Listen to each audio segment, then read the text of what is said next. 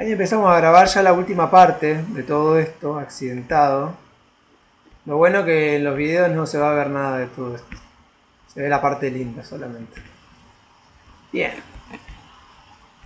¿Estamos ahí? ¿Todos me escuchan?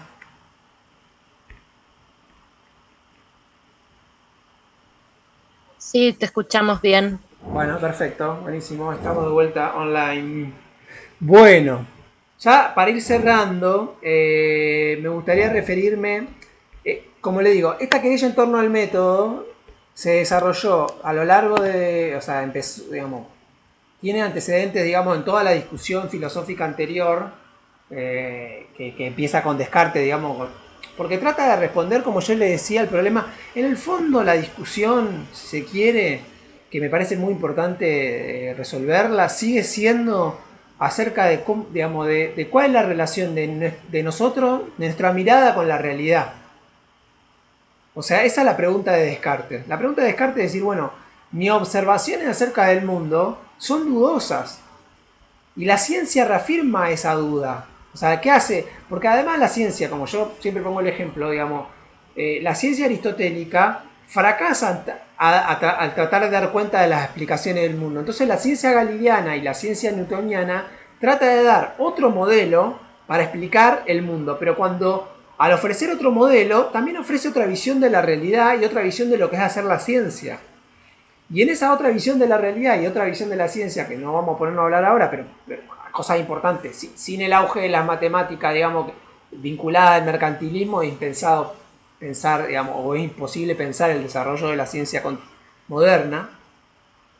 Pero al ofrecer eso y ofrecer, o sea, ofrecer otro método y otra visión de la realidad, pone en entredicho también la construcción que la propia filosofía social o moral había hecho acerca del torno del mundo. Y esa pregunta es la que intenta responder Descartes. Y dice, bueno, ¿cómo yo puedo construir un punto de vista sólido para mirar el mundo? Y ese punto de vista sólido para mirar el mundo intenta ser fundamentado, digamos, en Descartes, en Locke, en Hume y en Kant, con el resultado, digamos, de que pasa por distintos lugares, pero el resultado final es esto que yo, es la posibilidad de que haya un sujeto observador que al mismo tiempo que observa el mundo, construye un sitio objetivo y una garantía de objetividad por medio del método para mirar ese mundo. Entonces, por un lado, y en ese mirar ese mundo también se mira a sí mismo como objeto de ese mundo. O sea, ahí hay una situación dual, una situación de duplicidad bastante compleja que al mismo tiempo va a ser muy atacada, digamos. ¿No? Entonces, en esa discusión es que emerge esta discusión acerca del método. ¿Y qué pasa sobre todo en la historia de las ciencias sociales? ¿Qué pasa en relación a la historia de las ciencias sociales?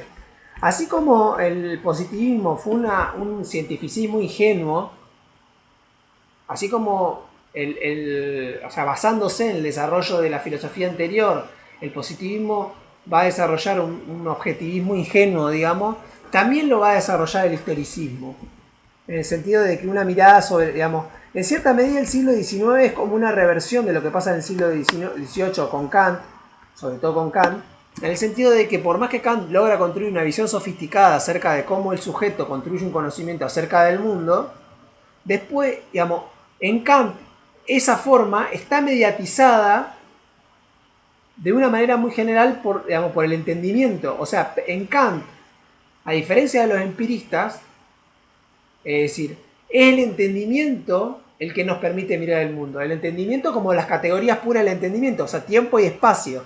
Tiempo y espacio son las categorías a priori del entendimiento, o sea, a priori quiere decir que no están mediadas por la experiencia, que nos permiten tener experiencias acerca del mundo. Por eso es un sujeto trascendental de la experiencia, o sea, hay un sujeto que es construido trascendentalmente, que es el que tiene la experiencia. Al mismo tiempo eso va a significar un montón de, digamos, de problemas, de justificación. Pero esa mirada es una mirada sofisticada acerca de cómo nosotros construimos nuestra experiencia del mundo. Porque nuestra experiencia del mundo está constituida por nuestro entendimiento. En cierta medida, el siglo XIX, de manera un tanto paradójica, abandona esta mirada compleja que tenía, que deja el legado de Kant, no voy a decir cómo lo abandona, porque en las palabras no lo abandona, o es más complejo, digamos, pero vuelve a un punto de partida en el cual habría cierta mirada, digamos, ingenua de la realidad, tanto en el positivismo como en la filosofía hermenéutica continental, vuelta a un punto de vista, digamos, donde nuestra mirada coincide con el mundo. Y las ciencias sociales, la historia, como vamos a ver después en la unidad siguiente con el uso del lenguaje, creo que prueba ese punto, tiene una mirada muy ingenua acerca del mundo. O dicho de otra manera, o dicho de manera más precisa, la historia tiene una mirada ingenua acerca de cómo puede construir un conocimiento acerca del mundo. Porque, digamos, el conocimiento histórico, en el conocimiento histórico estándar, digamos, general, e inclusive cuando digo estándar también incluye el conocimiento histórico académico, hay una suposición que nuestras descripciones del mundo coinciden con el mundo. Y ese es un problema. En todo caso, digamos, por supuesto que hay, en algunos historiadores ni siquiera hay la tendencia a tratar de buscar tendencias generales, movimientos estructurales, fenómenos de largo plazo, etcétera, sino que la descripción de los acontecimientos alcanza para explicar, para entender los acontecimientos. Y ese es un problema. Y ese es un problema que en cierta medida la tradición analítica viene a tratar de cuestionar por qué es lo que hace la tradición analítica en Hempel. En Hempel hay una primacía explicativa de la ley. Cuando uno habla de ley también podríamos pensar en el sentido amplio, no en el sentido amplio, sino en el sentido restringido, perdón, de teoría. Porque la ley se articula, una ley científica es el punto nodal, si se quiere, o el punto, el fundamento, el sostén de toda una teoría científica que se basa en esa ley. Entonces, ¿qué es lo que va a decir? Yo encuentro hechos, el hecho queda subsumido por la ley, el hecho queda explicado por la ley, el hecho logra ser explicado e inclusive logra ser entendido y, digamos, logra ser seleccionado de la realidad. El hecho es un hecho intrigante que merece ser explicado porque no encaja en la teoría. Yo tengo la teoría y en todo caso obtengo un hecho, pero si ese hecho no, o sea, si no tiene una teoría, siempre debe tener una teoría para que quede subsumido. Los hechos no se explican por sí solos, siempre queden subsumidos en una teoría. De hecho, el hecho es aquello que debe ser explicado por medio de una teoría. La primacía explicativa en el modelo de Hempel, a pesar de que es un modelo empirista, en el sentido de los requerimientos epistemológicos es empirista, pero es un modelo que es fuertemente, donde hay una primacía de lo teórico. Lo teórico en el sentido científico, de una estructura de hipótesis relacionadas que explican la realidad, que explican los acontecimientos y los permiten explicar o predecir, porque la explicación, la diferencia entre la explicación y la predicción es una diferencia del orden de lo temporal y no del orden de los objetos, digamos, a lo que se dedican. O sea, en todo caso, si la historia fuera una ciencia, podría ser una ciencia que predice en la medida de que puede captar las tendencias a largo plazo y extrapolarlas hacia el futuro. Entonces, fíjense, ahí después de tanto que discute si sí, si no, etcétera, etcétera. Eso es lo que dijimos antes. Pero el punto, ¿cuál es? Hay un programa para el desarrollo de una historia entendida como ciencia. Y eso también aparece en la segunda generación de los annals. Pero al mismo tiempo, dentro de la historia, dentro de la ciencia social, está el otro polo. Está el polo, si se quiere, que entiende que la historia se dedica al pasado, que no intenta, digamos, hacer generalizaciones acerca del futuro, o sea, que no tiene pretensiones especulativas, pero al mismo tiempo, digamos, entiende que es la propia construcción descriptiva que hace el historiador de los acontecimientos la que ofrece una explicación del mismo. Y en esa propuesta hay cierta ingenuidad, digamos, de la reproducción de los hechos del pasado, de la captación de que la descripción de los hechos del pasado, igual siempre, a pesar de todo, la descripción del más ingenuo de los historiadores implica siempre y reconoce un proceso de selección. Después no quedan claros cuáles son los criterios de valoración por los cuales se produce la selección. Pero siempre la historiografía supone una selección. No son todos los hechos del pasado lo que nos interesan. Nos interesan los hechos del pasado humano, bien.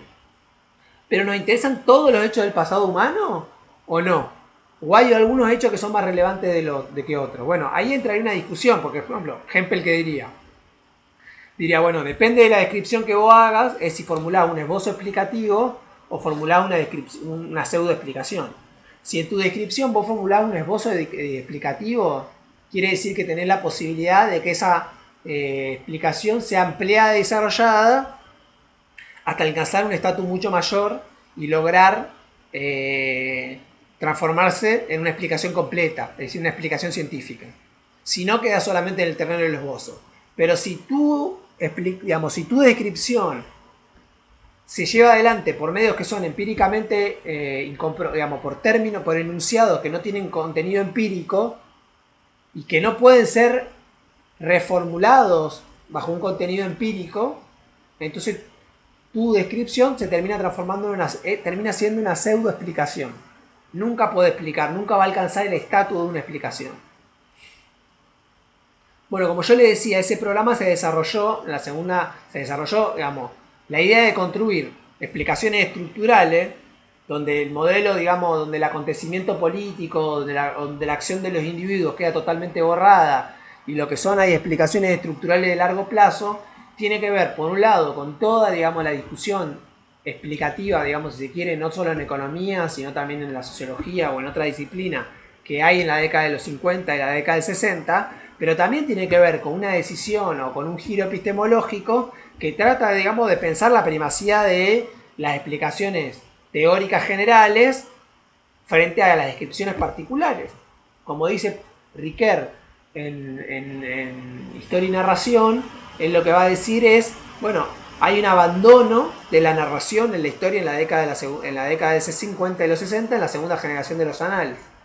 Hay un abandono de la narración y una vuelta a la explicación.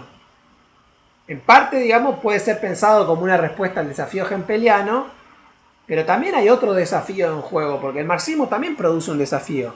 Es muy interesante porque, es decir, lo interesante de la historiografía o de lo interesante de esta discusión que está en Wallerstein, yo recomiendo lean todo el texto de Wallerstein entero, que es una visión bastante general acerca de una mirada panorámica, los dos libros que hay, el de Abrir las Ciencias Sociales y el de Impensar las Ciencias Sociales, porque de conjunto, son una especie de ensayo histórico acerca de la historiografía de las ciencias sociales en el siglo XX, pero son interesantes porque marcan esta tensión, cómo esta tensión, emerge en las propias ciencias sociales y en las propias prácticas,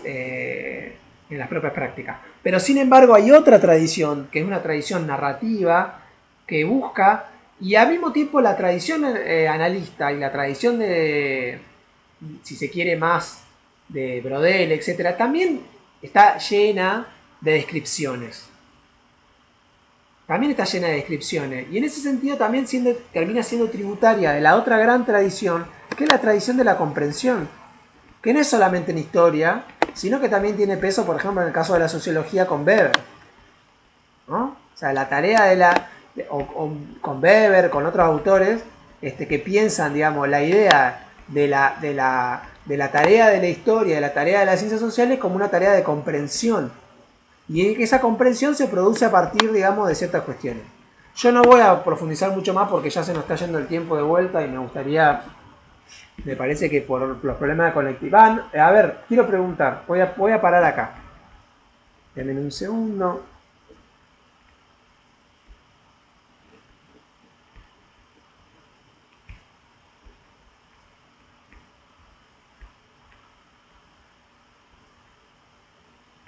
Bueno,